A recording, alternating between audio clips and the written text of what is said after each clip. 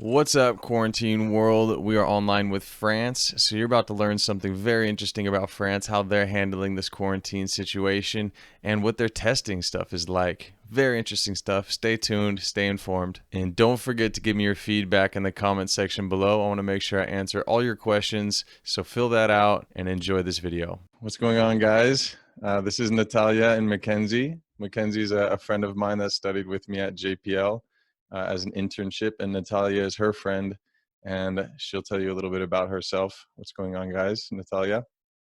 So I'm Natalia, I'm from Spain. Studying a master in smart cities in Grenoble IMP. And that's in France. Yeah, in France. And where are you, Mackenzie? And so I am in the same master's program as Natalia. We were studying together in Stockholm for our first year, and then in my second year, I am at UPC, Universitat Politécnica de Catalunya, in Barcelona. But I actually got out of Spain before the nationwide lockdown occurred, so I am home in Florida with my parents at the moment. Quite lucky to get out quickly. Yes, absolutely. Natalia, so what was the progression like of the general public in France? Were they accepting at the beginning immediately, or did they see it as kind of like China's problem before it got there and then it kind of got serious? What was kind of the perception of the progression? I mean, it took a while to sink in. Also, like me being in Grenoble, who was not in one of the initial clusters, because that's what they did in France. They identified different clusters, and they had like different rules applied to them than to the rest of the country.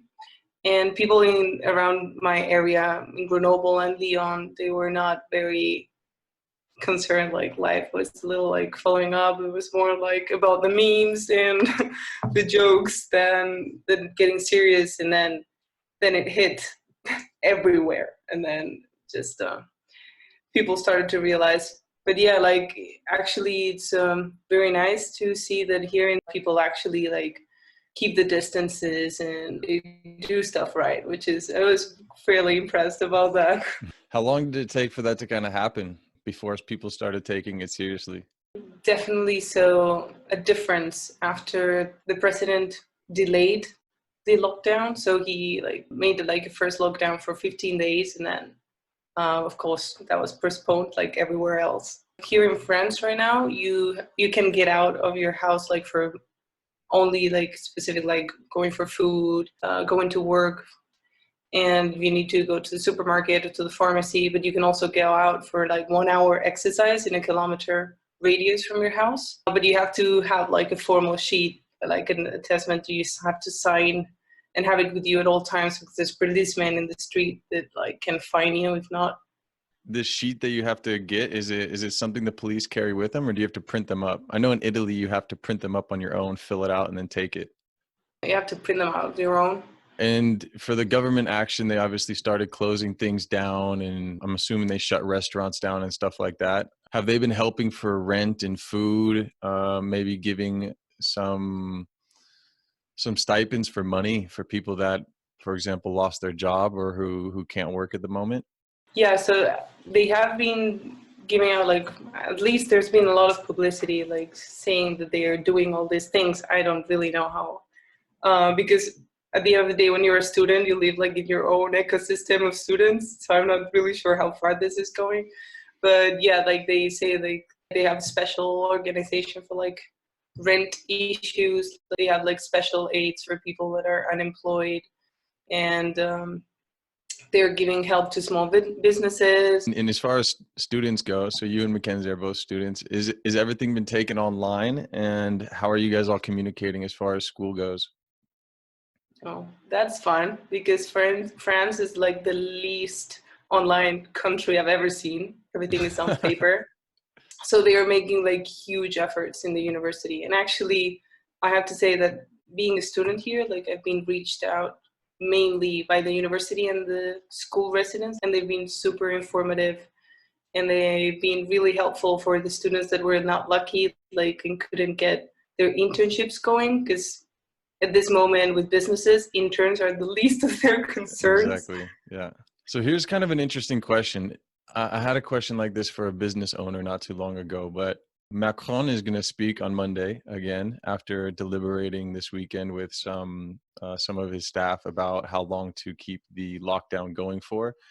And kind of the interesting question is now that everyone's kind of transitioned to going online, as far as universities go, businesses go, um, the virus obviously isn't just going to go away after the lockdown. So, what do you think that France will do once everything kind of gets lifted, lockdown gets lifted? Do you think that the universities might keep things online since they spent all that time and effort to transition things online? Do you think that they'll keep it online, or will they make you start going back to class again, do you think? Definitely going back. I mean, this country is a whole different level with all the paperwork and protocols. Like they, for example, when I went to pay my first rent, they literally have a lady with a hand calculator telling you how much you have to pay. France is stuck in the Stone Age, huh? So you two are in the same group. Mackenzie, how was the transition for you once they stopped with the school stuff? Yeah, so we're in the second year of our masters, both Natalia and I. And at my university in Barcelona, we do a mandatory internship our first semester of our second year. So this was the fall semester, along with a few classes as well. So then your second semester, which is what I'm in now, is only working on my thesis. And I'm doing a thesis that involves a lot of research and literature review.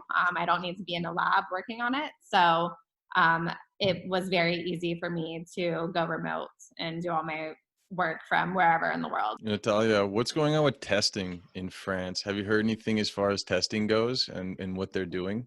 Actually, my supervisor, because her sisters were both sick with coronavirus, but only one of them was tested because she's a nurse. So testing only goes for health workers or like vulnerable people. And Mackenzie told me you had an uncle that was he infected and tested, or was he just told that he had it as well? Well, actually, it was a bit complicated. He went to the hospital and then he was sent home without any testing. And then he got an infection in the lung and had to go back to the hospital. And then they tested him and he gave positive, and then he just stayed there. But now he's back home.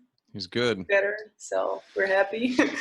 So here's what I wanted to bring up to you. And I just had this conversation yesterday with a recovered patient of the COVID-19 disease, who obviously was infected with coronavirus first and then got the COVID-19 infection of the lungs.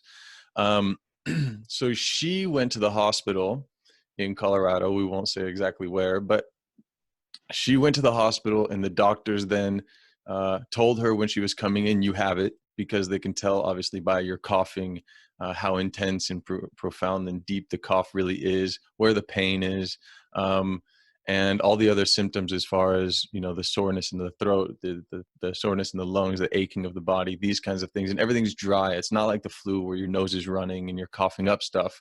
It's more just like this dry. So the doctor said, you have it. They isolated her in a different room from all the other patients that obviously were in there as well. And they told her, we're not testing you. And she said, why? I want to be tested. They said, well, from your chest x-rays and stuff, we tell you have it, but we're not testing you, because if we test you, we then have to report the test to the CDC. So this is the question, right? Is what I want to propose to you, and what you might think from your uncle being tested and then other people. Maybe this is just an American thing, but if you look at the statistics like on Worldometer and these kinds of things, where you have all the statistics of countries and who's infected and the cases and the recovers and these kinds of things, when someone gets told they're positive and then doesn't get tested so that the results don't show up on a website like Worldometer, how many cases do you really think there are of this coronavirus and the COVID-19 infection afterwards that aren't being recorded? That is a very interesting topic, to be honest. I do understand that there's a limited amount of tests, but for example, the head of the health in France were saying that now they're expecting the curve to be like steady in these following days, but at the same time, he said that he couldn't account for all the people, all the death happening in nursing homes. because Sure. of technical complications, and then it makes you wonder, like, then how many people are really like, and transparency is everything, especially in this kind of pandemics, that you're not only like risking you and your people, but also like how this can affect other countries. Macron kind of gave like a backup, didn't he? Well, we can't account for everybody in the nursing homes. It's kind of like saying, well, we can't account for everybody. Like my friend said in Italy, he said they're picking up people at their houses that have passed away, and they're obviously not recording them as coronavirus deaths. So, Natalia, is there anything you want to add? Maybe a warning or a positive note?